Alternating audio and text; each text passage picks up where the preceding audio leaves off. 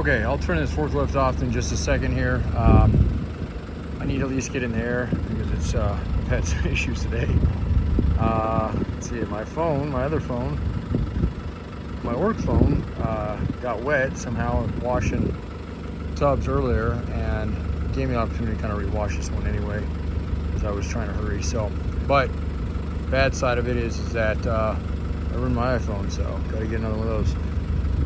And it's got all my stuff in it, so hopefully it's backed up. Anyway, my name is Jeremy, 303-666-9020. Let's see if you can actually even hear this. I'm not sure if this is reading through my headset or not.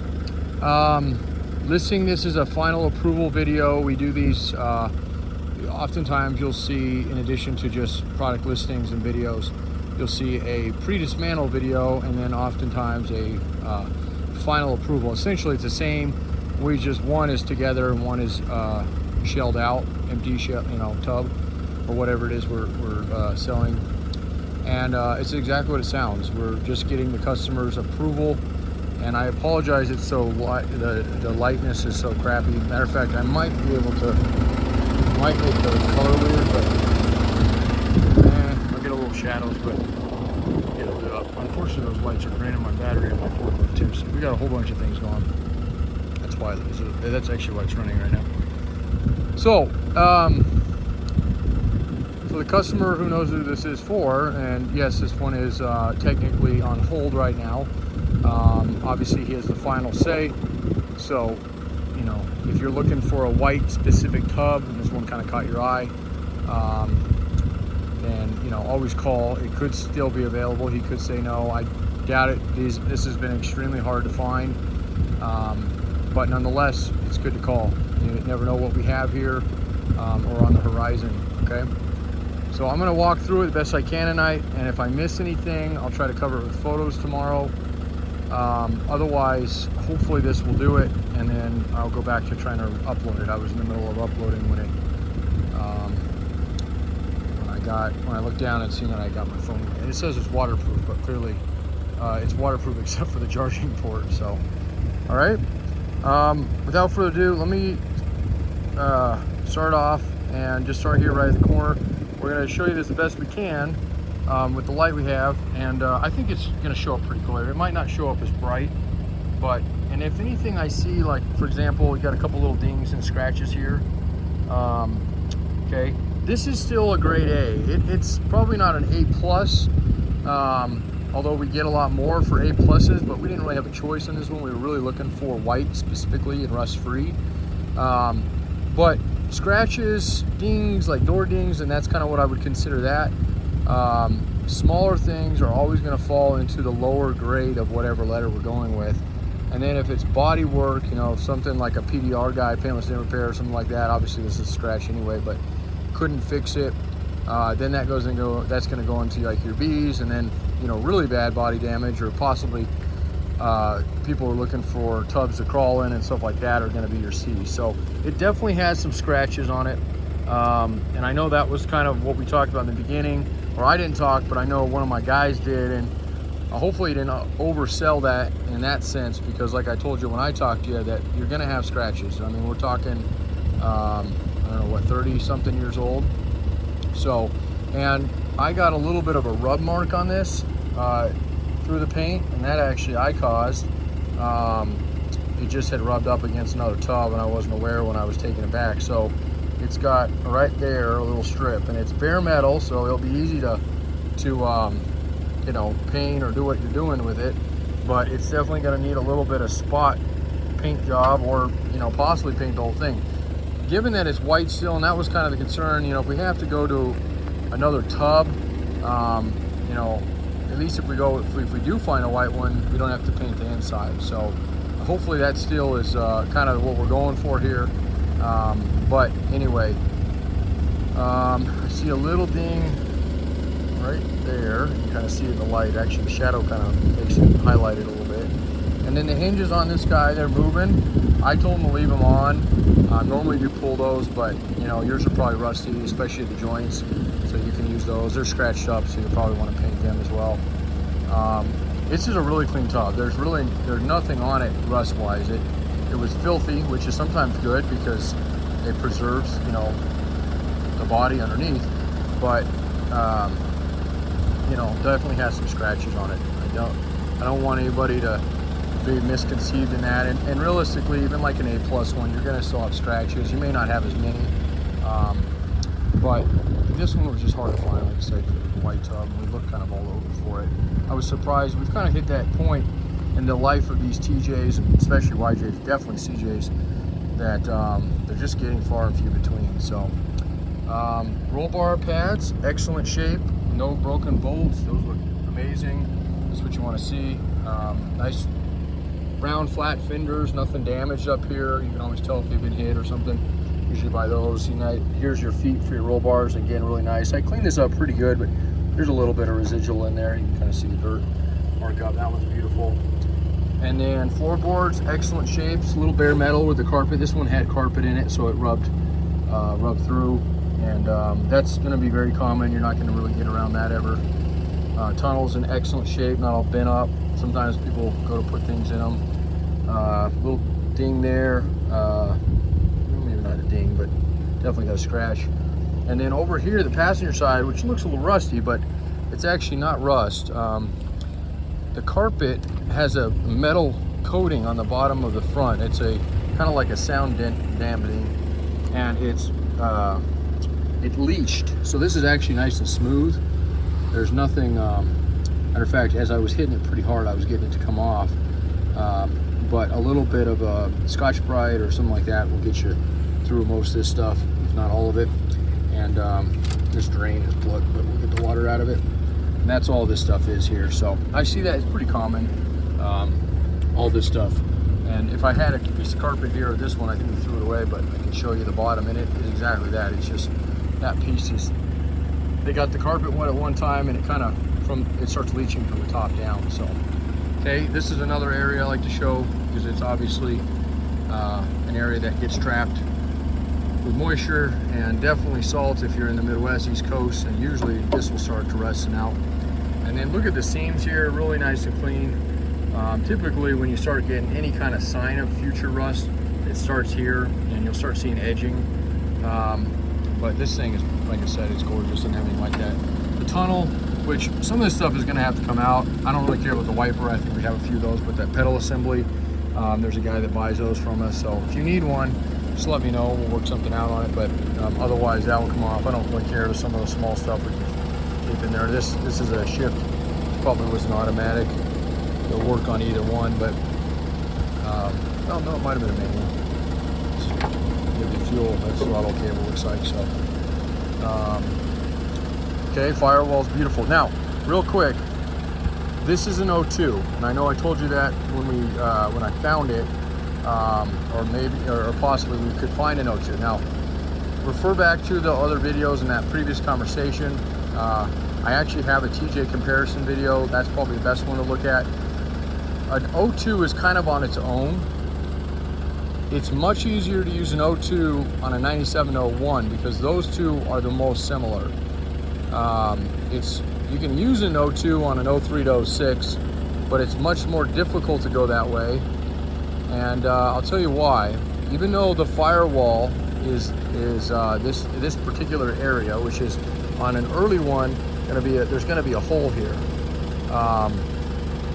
This is the easiest thing to do is to cut it out. It's actually harder to fill these in when you have an early to a late, but not impossible. So either way you go, that's not a hard one at all. And again, I don't want to get too much into the comparison because we have plenty of videos that do that. But essentially, the reason I like 02s for the 9701, if you have to go this way, because let's say we can't find them, we couldn't on this one, is because the rear seat, which has got nut certs essentially, factory, let me get the camera better, there we go. Okay, there's threading here, and then you got your three there, and then the same on the inner here. Okay, that's for your rear seat, and that's because the 97 to 02 rear seat is completely different than the 03 to 06. And again, yes, you can do it. It is, you know, to go into 03 to 06, it wouldn't be impossible. The bracketry all changes to the floor. There's no side bracketry, and vice versa. Okay, so that's a little bit there, and definitely want to make you aware of it. Plasma is probably the best way to get the cleanest cut here. And what we usually do is when we've done projects where we're using one of these, like we just did a tub swap for a lady, we just essentially lock it up and cut it out. There's a little bit of a rough edge, so when they go to paint it, they may trim around it with either rubber. There's some edging stuff you can do on it. So, but again, or whoever's doing the work for you, if you're having somebody do it, it's fairly easy to cut those out. Just, you know, the big thing is don't hack it, because it's really easy to, you know, oh, I'm just gonna do this before it goes anywhere, and take a hacksaw, and that's gonna look awful. So, like I said, do it the right way, and it'll come out nice. You won't even know it's done. And then once that heater box goes in there, by the way, it hides all that. And when they look down in, you're gonna be pressed to find somebody that is gonna be able to actually tell you, oh yeah, that's different on it. So, okay. And again, lighting over here might be a little, no, it's not too bad. So, okay, this side's actually pretty clean. Same kind of this, and remember, there's flares here, so some of this stuff is gonna be hidden by that. With that said, if you're gonna do that and just throw this thing on, and that might be what you do. I mean, honestly, this thing isn't that bad a shape. You could pin almost all of the little scratches in it, and on it, if I was doing it, that's what I would do, because I mean, why paint the whole thing? You know, I mean, you can always do it later.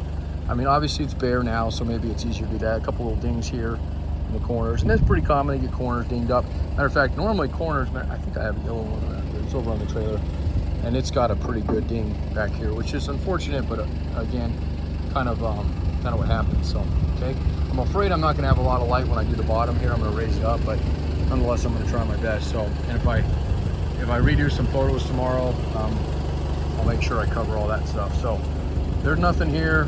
Maybe some light scratches, but nothing big. You know, rockers in clean shape. Inside door sills are all clean. The boxing area looks great. And if you like, I can pull these if you don't want to deal with them. Like I said, they're real nice hinges. But if yours aren't bad, I'll pull it. If you don't want me to and you want to keep them, like I said, I have no problem throwing those in. And we'll go from there. I am gaining height. This mud is adobe mud, and it is nasty, nasty stuff. I got to gravel this pretty soon. So let's raise her up and see if we can see anything on the underside with the amount of light that I've all of a sudden found myself in tonight. And then for those of you who are catching this and don't either are not familiar with who we are, who I am. Oh, I got a little light there. Obviously I said most of it, but I do have a trip I'm going to be doing. We've been hot shotting almost everything since the baby came in January. But I got a nephew here and some extra help from my wife.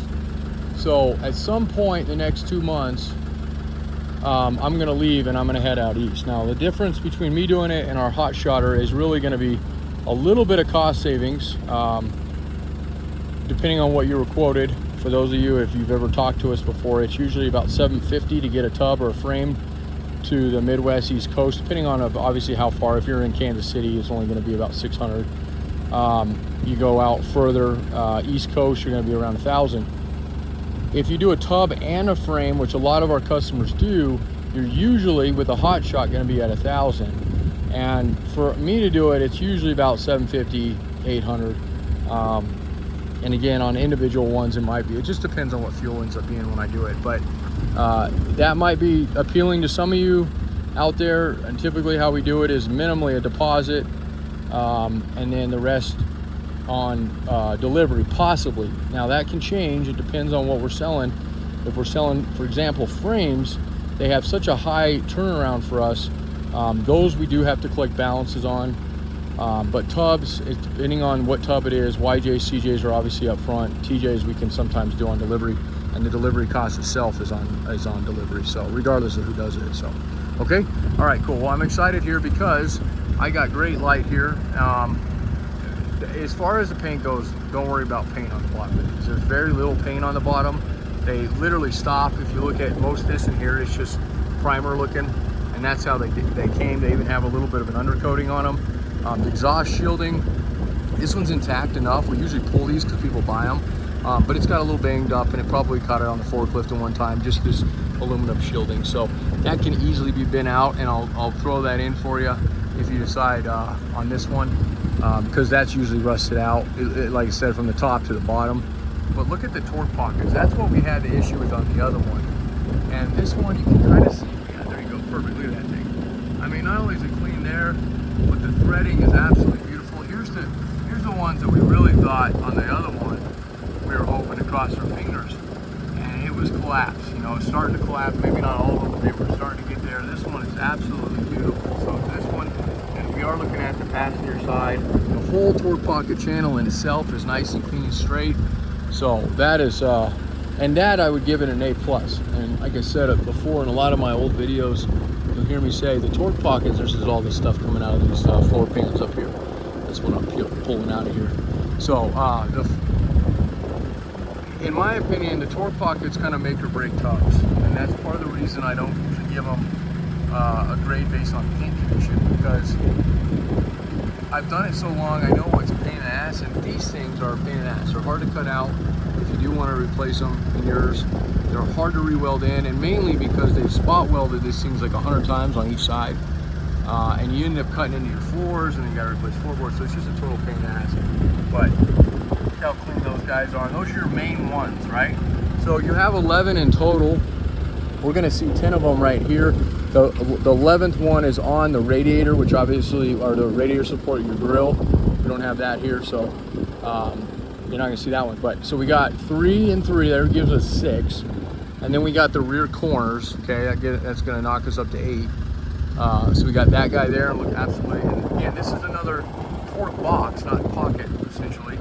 These things love to rust out. It's got a little bit in there, but that's pretty easy. Just take a pair of either vice grips or even adjustables, and you can bend that down. Okay, so that's absolutely beautiful there. So we're up to 8. Now we got 9. Okay, and that again, nice clean threads there. And then our last one, 10. And then here have your back, your cargo area. So very, very clean. So all right, I'm gonna wrap this up because I'm a little bit pleasantly surprised at how well, being how dark it is out here, I was able to light this thing up. I think that's gonna be good enough. But oh, and then let me do one more thing here. My wife's calling, so I assume that they want to know what I want from here over there.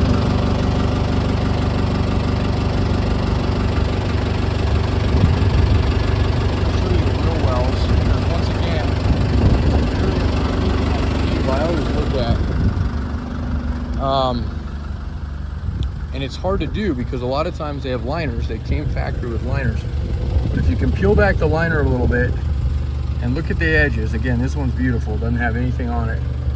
Look at your edges. Usually when you start seeing rust in tubs, you start seeing it at these seams. There's just layered metal, and that's the place you're going to find.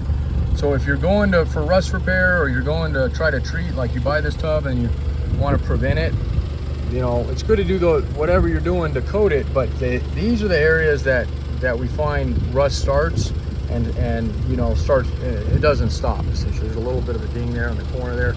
There is access there, so you should be able to pull that back out fairly easy. And just like I said, if you're going to do, I would just paint pin most of this, or you could rattle cam, but I mean, it's harder to get the color matching with that stuff.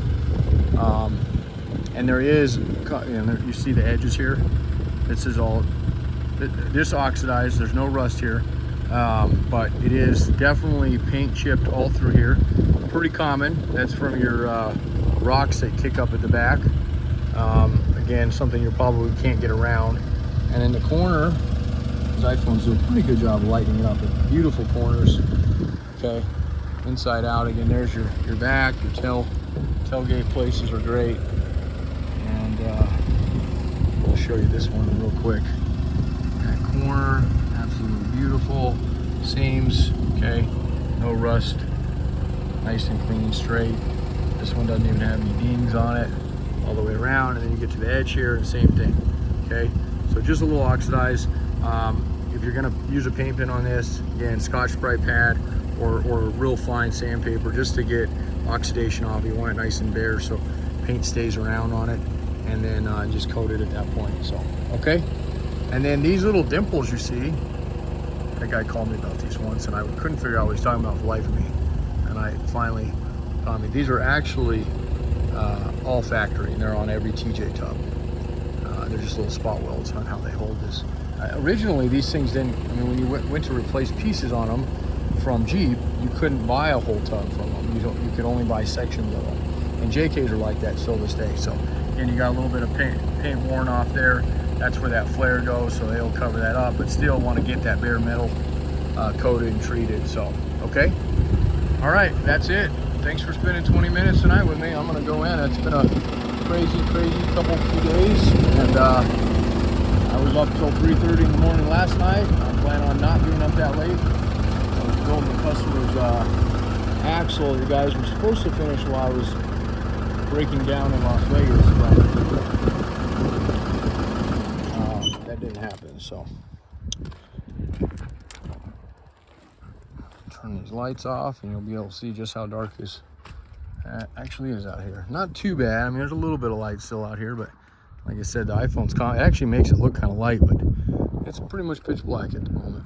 So, and then I'll have hopefully in the next few days, I don't know if I'll have enough time. Today I had probably 180 phone calls, I'd say I handled, and most of them I didn't get back to. I'll have to call one of those back tomorrow. But we have a yellow tub.